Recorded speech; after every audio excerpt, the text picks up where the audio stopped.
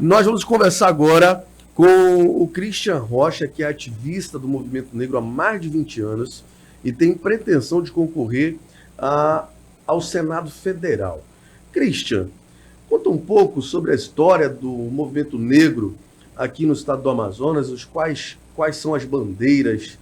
Ainda existe racismo ainda no estado do Amazonas? Bom dia, Nanda. Bom dia, Alex. É um privilégio estar aqui com vocês, trocando informações e dizer que é mais do que importante todos os meios de comunicação trazer esse debate, essa temática, para que a gente continue educando uma sociedade que, infelizmente, vive em um país desigual. E quando a gente fala de racismo, é preciso entender que é sempre uma luta da memória contra o próprio esquecimento, porque pelo fato do Brasil não se assumir como ele é um país multirracial, multicultural, mas é um país desigual. Basta a gente olhar para os estatutos que nós temos, basta a gente olhar para os censos, o próprio IBGE, ele traz a realidade brasileira. Então, quando a gente olha para o IBGE e vê a realidade da sociedade e vê as suas classes, porque quando a gente fala sobre racismo, infelizmente a gente tem que se deparar com um país que não atentou por ter sido um país, historicamente, que praticou as maiores atrocidades, não somente contra a população negra, mas após a indígena. Né? Hoje a gente vê que se tornou natural ser racista, se tornou natural ter preconceito, se tornou natural discriminar.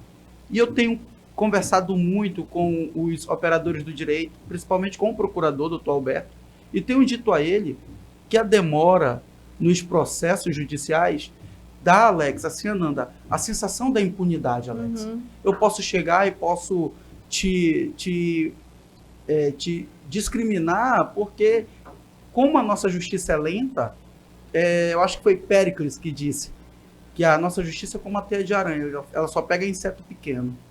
Então, é importante que a gente traga tudo isso, e ser ativista é ser o operador do direito, o assistente social, o pedagogo, o historiador. É tudo para que a gente possa realizar esse trabalho voluntário, que é o trabalho de educar as pessoas. Infelizmente, essa forma educativa já não está mais dando certo. O certo é a forma punitiva, mas para ter a forma punitiva é preciso que se tenha legisladores comprometidos com que acabe a desigualdade racial e social nesse país. Então, o racismo não somente existe em Manaus, no nosso estado, mas no Brasil todo. Ele está manifestado hoje o racismo como? Como você descreve hoje o racismo na sociedade brasileira e aqui no estado do Amazonas? É a agressão, é o preconceito, como que se desenvolve esse racismo no dia a dia? Olha, nós temos um racismo estrutural. Esse racismo estrutural, ele vem, querendo ou não, as pessoas querendo ou não, ele vem desde a abolição mal feita. Então, quando hoje você vê ainda que as pessoas elas julgam as outras pela cor da pele, é porque essa cor foi marginalizada, ela foi vista e classificada como subalterna. Então, o negro hoje ele pode ser tudo, menos ser uma pessoa que possui cargos altos, né? Tipo assim, nós pregamos essa política por uma sociedade mais harmoniosa, sem o vitimismo, sem tentar impor que eu estou aqui por causa da minha cor. Não, eu estou aqui por causa da minha capacidade. É interessante que quando nós conseguimos galgar algo, a gente tem que provar 4 vezes mais que nós somos capazes. E as pessoas de fora sempre querem falar, quando eu digo de fora, outras pessoas, elas sempre querem falar o seguinte, agora está querendo impor algo porque é negro. E aí as pessoas não entendem as políticas públicas. E por que não entendem as políticas públicas? Porque dentro do poder legislativo, seja ele municipal, estadual, federal, nós não temos ninguém que levante a bandeira da causa negra, salientando que não está lá rotulado sendo causa negra. Apesar de nós termos políticos rotulados pela igreja, nós temos políticos rotulados pelo empresariado, nós temos políticos rotulados por qualquer coisa, menos pela causa negra. São 41 vereadores, Alex. São 24 deputados estaduais, 8 federais, 3 senadores. Eu te faço uma pergunta. Qual é deles que é pela causa negra? Eu mesmo respondo. Nenhum. E é por isso que as nossas políticas públicas... Você diz nenhum deles pela causa negra. Pela causa negra. Porque tem negros que são vereadores, são deputados. E aí é que entra o detalhe. Quando as pessoas me perguntam, não, mas tem negro Ó, é interessante, a gente tenta passar a mensagem de que é importante ter o comprometimento e ter na agenda parlamentar a causa negra. Não é somente ter o negro por ter negro, porque o não negro, ele pode ser mais dedicado à causa negra do que o negro. Então não é a cor da pele, cara. É muitas das vezes as pessoas comprometidas. Eu não preciso ser homossexual para defender. Entendeu? E daqui a pouco eu já estou sendo idoso, então eu não preciso esperar chegar a ser idoso para defender o idoso. Que hoje é um país que não respeita a criança, que não respeita o idoso, a mulher, o negro, o índio, enfim. Então é preciso que a gente primeiro reconheça o Brasil como ele é, trazer medidas específicas para se combater a desigualdade. E só se combate com políticas públicas, Alex. Christian, inclusive, até algumas falas de pessoas muito importantes do Brasil, artista, elas carregadas de racismo. Por exemplo, o Vinícius de Moraes, que eu admiro demais, enfim, ele dizia que ele era o único branco de alma negra, entendeu? Então, assim, ele falava isso, podia até não ter um preconceito, mas é uma frase arregada de preconceito, porque diz, alma negra, alma branca, eu acho que alma não tem cor. Não tem cor. Entendeu? Mas ele quis dizer aquilo porque, tipo assim, eu posso hoje falar do meu grupo, dos meus amigos. Hoje meu vice-presidente, ele é branco. Mas se você ouvi-lo, você vai ver que parece um camarada que a vida toda foi ativista pelos direitos humanos. Então, quando a gente fala hoje sobre racismo, a gente fala sobre o direito humano. Sim. É a mesma coisa que se torna meio vago você falar sobre o racismo e não falar sobre o machismo. Então, o que hoje espanta o nosso Estado, e principalmente o Brasil, é que quando a gente tenta conversar sobre isso, porque, Alex, Ananda, o Brasil adoeceu, cara. Com certeza. O Brasil adoeceu. Hoje você vai falar sobre isso, as pessoas colocam o mimimi, que é vitimismo, é isso e aquilo. Aí, olha, você se depara... A cota virou um discurso vitimista, né? Porque o Brasil não conhece a sua própria história. O Brasil é um país, é uma árvore, só que ela não tem raiz, porque ela não conhece a sua história.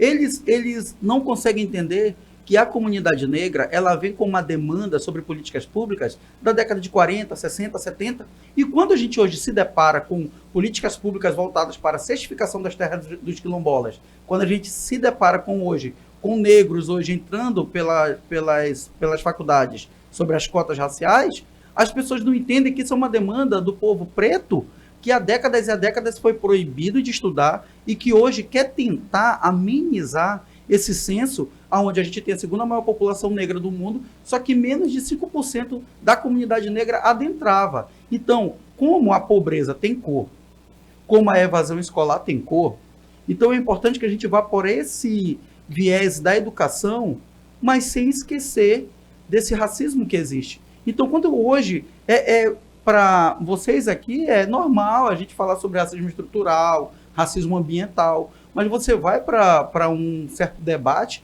você tem que ouvir de professores, você tem que ouvir de uma sociedade que, infelizmente, digamos assim, não ter um conhecimento técnico e nem histórico do seu país, eles cometem atrocidades que a gente fica pasmo, entendeu?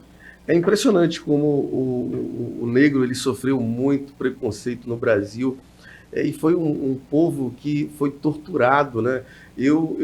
Porto de Galinha, todo mundo vai para Porto Sim. de Galinha lá em Pernambuco. Indo para lá tem, né? Exatamente, mas não entende porque Porto de Galinha, o negro, era comparado com galinha, gente. É por isso que a Porto de Galinha se referiam aos negros, que eram tratados como galinha ali no porto ali. Sim. De Pernambuco. Olha, Canoa Quebrada, vocês conhecem muito bem, vocês têm cara de que adoram praias, assim como eu. Conheço. Então, Canoa Quebrada, Dragão do Mar, Canoa Quebrada era por onde os negros vinham como mercadoria. E o Dragão do Mar foi um jangadeiro que simplesmente se opôs. Ele chegou ao ponto de não aceitar mais carregar negros como mercadoria. E é por isso que os traficantes, eles começaram a falar que o Chico da Matilde, que é o Dragão do Mar, quando eles começaram a parar com os seus barcos lá, com os seus navios, eles viram do Chico da Matilde, parecia que os olhos dele estavam pegando fogo. Por isso que chamaram ele de Dragão do Mar. Então, aquela praia ali, quando eu estive lá, eu fiquei emocionado com meu filho. Eu dançava naquela praia, olhando o mar ali, aquele infinito, eu ficava chorando, porque ser da causa negra é um dom, cara, é uma missão. Você não tem noção. Você faz um trabalho voluntário, você tem que brigar com a polícia sobre injúria racial, sobre as ocorrências, aí você tem que brigar com o Ministério Público, você tem que brigar com todo mundo para que haja um respeito. A gente não pede ajuda, a gente pede respeito. Cristian, a gente está terminando o nosso programa, a gente quase não falou de política, né? Você é candidato, porque o tema negro é um tema que eu gosto tanto de debater, porque eu sou um defensor da causa negra. E eu queria saber se tu é candidato pelo qual partido, se a tua bandeira vai ser essa exclusivamente. Alex, ao Senado Federal. Alex, até amanhã eu estarei definindo juntamente com um grupo, que nós temos 41 municípios, cada um com o povo da capoeira, cada um com o povo ligado à religião de matriz africana, evangélicos. Então, até amanhã nós vamos definir isso. Nós estamos conversando com o PSOL, nós queremos um partido que a gente possa construir essa pré-candidatura com muito respeito. Agora, se não houver um respeito ou uma prioridade com a causa negra, nós não vamos nem lançar candidatura, porque é uma imoralidade. Nós estamos mais do que preparados diante do quadro de muitos que estão aí, e aí quando as pessoas falam, o Christian, alguns falaram bem assim, poxa, mas Senado, por que não vereador? Eu fui condecorado pela Câmara, eu fui condecorado pela Assembleia, sou autor de feriado, hoje sou um dos caras mais condecorados em Manaus, e isso não me faz melhor do que ninguém. Mas nós estamos preparados para debater tanta situação do nosso estado na Amazônia Legal, até a situação da sua comunidade, da sua população. Agora, o meu desafio não é mostrar para o ator, ou para quem quer que seja, que nós temos um poder aquisitivo. É mostrar para a sociedade amazonense que eles nunca estiveram na pauta desses homens. E que, na verdade, nós vamos enfrentar oligarquias, lobbies de empresários. Então, é importante que as pessoas saibam que essa é uma pré-candidatura que deve ser construída. O partido que nós escolhermos, se demonstrar que não tem compromisso com a causa negra, então, infelizmente, Alex, nós nem sequer lançamos os candidatos. Porque chega de ser tapete político de políticos que não têm compromisso com a causa negra. Cristian, já fica aqui o nosso convite para quando você oficializar a sua candidatura ao Senado, para conversar com a gente já de debate para a política e para o Senado. Fica com Deus, a gente agradece pela sua entrevista. Você é sempre bem-vindo aqui no nosso programa.